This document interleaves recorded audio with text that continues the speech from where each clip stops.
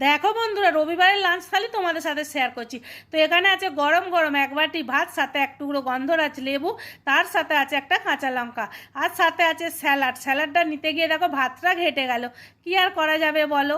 যাই হোক, ভাতটা যেহেতু আমিই খাবো, কোনো অসুবিধা নেই। তো ভিডিও করছি বলে একটু খারাপ লাগলো আর কি, একটু ঘেটে গেছে। আর এখানে স্যালাড নিয়ে নিয়েছি, আর এখানে দেখো কুমড়ো ভাজা নিচ্ছি। আর কুমড়োটা কাল কিছুটা ভেজেছিলাম আর আজ কিছুটা ভাজলাম। কুমড়ো তো কেউ খায় না, আমি একাই খাই, তাই দুদিন ধরে ভেজে নিলাম। সাথে দেখো কচু ভাতে দিয়েছিলাম, ওইটাকে মেখে নিয়েছি কাঁচা তেল, কাঁচা মানে লবণ দিয়ে। তো ওটা নিয়ে নিয়েছি। আর এখানে দেখো সর্ষে ইলিশ করেছি।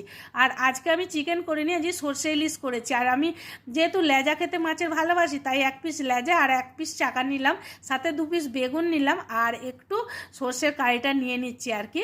তো সর্ষে ইলিশ খেতে কিন্তু আমার ভালো লাগে, আর এখন ইলিশ মাছটা তো খুব উঠেছে, সেই জন্য আজকে ইলিশ মাছটা করলাম।